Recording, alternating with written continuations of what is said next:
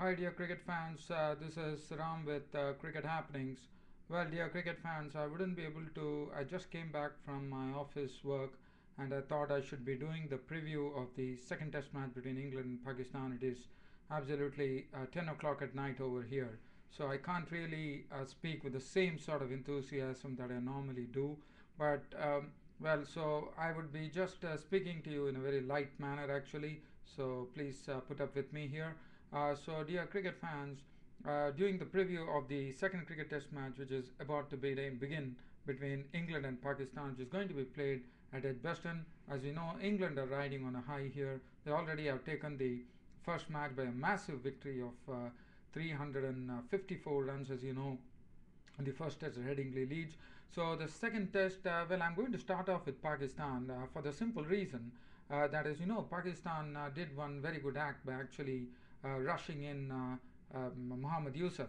But what I hear from the news that I have is that Yusuf has already come in here. He is already in England, but he wouldn't be able to take any part in the second test. Unfortunately, the reason being it has been raining in Pakistan, and he was not able to get match practice. So basically, he felt that he was quite rusty, and under the circumstances, they have decided that he will be fit for the third test. So basically, he will get acclimatized to the English conditions and then play. That is some decision that only Yusuf and the whole team knows why they have taken it. But well, I can understand that if you're not acclimatized to the conditions and you don't have match practice, it's not easy to really get bat onto ball. So absolutely the right decision in the circumstances. So let's speak about Pakistan. Pakistan have a lot to do here. So that is one thing. And the other thing which has happened is that Kamran Akmal has been dropped from this test match. The reason which has been trotted out has been, one can assume that it could be because of those drop catches that he did in the first, which proved very costly in the end. The Zulkarnain Haider is poised to make his test debut. He's a 24-year-old wicketkeeper batsman from Pakistan, and he has already come in. So I'm told that he's going to be making his debut tomorrow at Edgbaston. So that's another news. There is no Danesh Kaneria. Danesh Kaneria has been replaced by Saeed Ajmal, the right arm off spinner. I always thought that Saeed Ajmal is absolute test material, and we are going to see that for sure because Saeed Ajmal really flights the ball. He has some good loop too. He has that Dusra too with him. So Saeed Ajmal could be quite a interesting prospect when Pakistan play against England at Edgbaston tomorrow. It is going to be led again by Salman Butt, the captain. So Salman Butt has something to really prove here. To say he's having a lot of faith in his young batsmen like Imran Farhat, Azhar Ali, Umar Amin. Well, Imran Farhat definitely showed glimpses of his batting there by batting very well to get 67 runs. Salman Butt has to get his form right. He is in good form, but unfortunately failed in the first test. So Salman Butt can put that right. And well, the youngsters Azhar Ali and Umar Amin, they played well. They showed a lot of determination, but in the second innings they really didn't. So basically, the pressure really played on them. So probably it's early days for Azhar Ali and Umar Amin. So they have long time to grow now. Umar Akmal is the one who has to really fire because it's very high time that Umar Akmal plays a good innings, a mature innings with a lot of responsibility. So that's what I'm looking at Umar Akmal actually staying at the crease as long as possible and getting very useful runs for Pakistan. Shoaib Malik, well, he's a very good test batsman, no doubt about that. The bowling is the one which has been the key for Pakistan, which has really helped them. Mohammad Amir is bowling excellently well by moving the ball both ways. Mohammad Asif is an absolute companion for Mohammad Amir to actually get him the wickets there. So Mohammad Asif is also bowling superbly, and then Umar Gul supports them with those reverse swing, and Saeed Ajmal already talked about. As far as England is concerned, England Andrew Strauss was looking good the other day.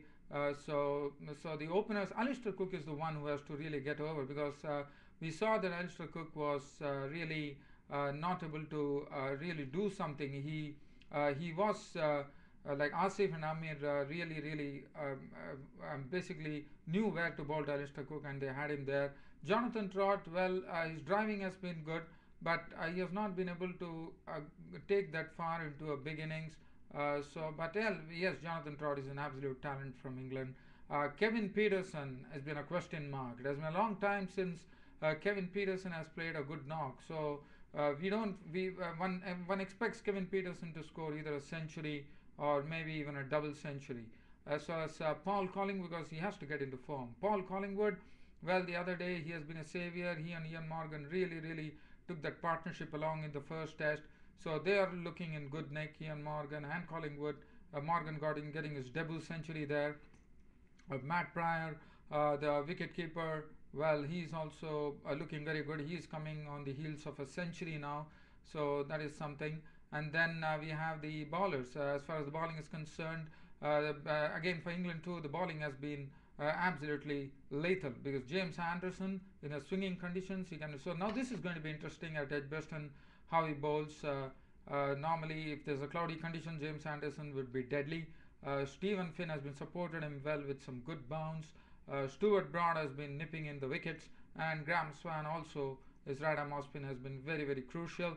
And basically, he can also bat a bit. So there's some good all rounders too. Graham Swan and Stuart Broad can bat a bit, and then that's it. So as far as the pitch and conditions are concerned, there is been some rain, I was told, and there could be some cloudy skies, and well, so we could see what's going to happen there at Edgbaston when play starts tomorrow.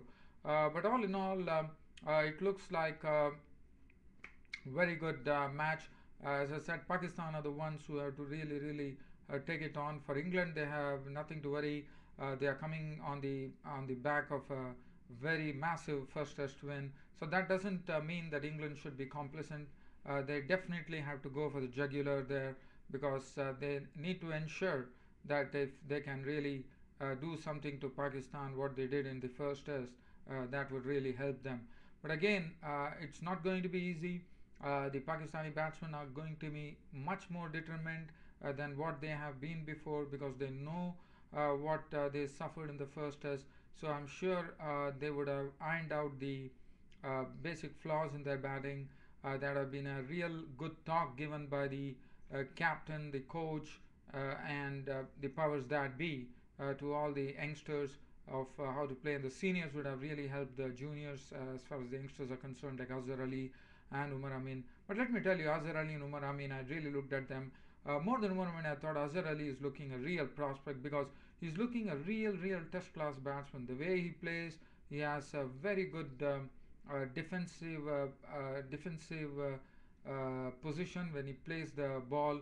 There's a very good copybook style when his head comes right over.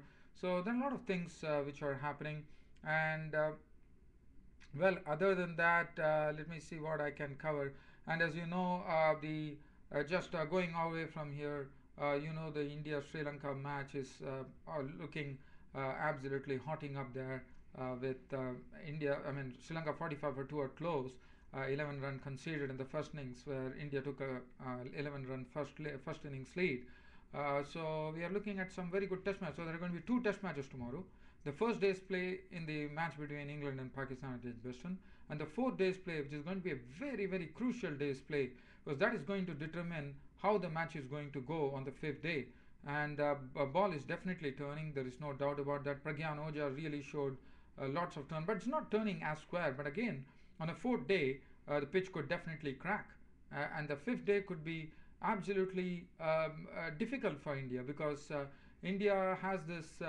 India would be the team which is going to be bat last on this particular pitch, so that would be something that Indians would be definitely wary of. So definitely Sri Lankans have the edge, even though 11 run lead is just a slender lead.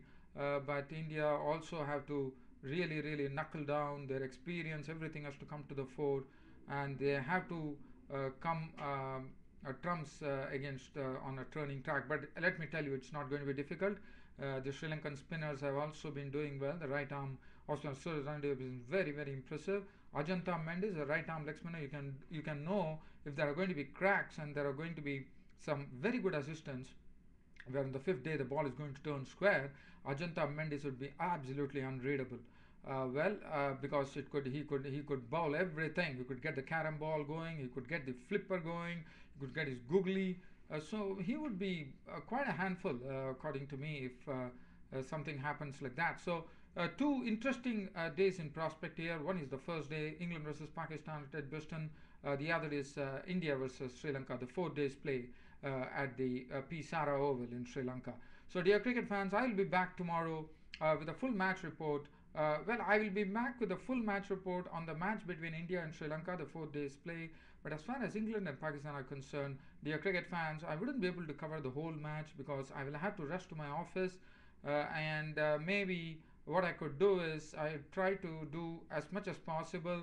So please do cooperate with me, dear cricket fans, because by the time I come home, it is absolute night, and I can't talk with the same enthusiasm because in night time I'll be disturbing my neighbors.